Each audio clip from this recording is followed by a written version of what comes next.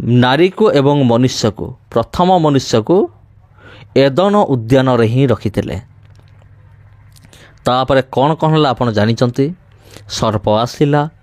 नारी को फास्ट भुलेला नारी जाइकी निज स्वामी को भुलेला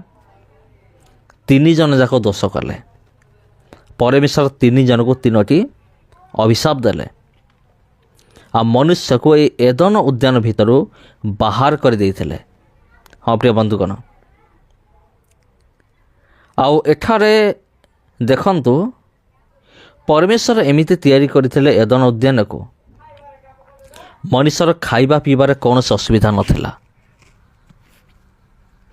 मनुष्य आराम रे थिला सुखर जीवन यापन करुथिला किंतु जेतेबेले पाप प्रवेश कला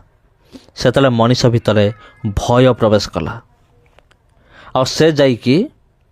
निजको लुचेला मनुष्य निजको जाइकी लुचेला आदम हवा निजको लुचेले जेतेले परमेश्वर संध्या समय आसुचंती कथबार्ता करिया पाई आदम तुम्हें केउठार बोली डाक पकाउछंती आ सेई समय आदम हवा कौन कहते आमे एठी लुचिचु कारण आमे तुमर आज्ञा को लंघन करिछु। परमेश्वर प्रश्न करुचंती तुम्हें कौन से फल खाइछ कि जोड़ा मना करथिले सेतबेले आदम निज दोष को स्वीकार न करिकी नारी को दोष दौरान नारी निज दोष को स्वीकार न करिकी सर्प को दोष दौचे।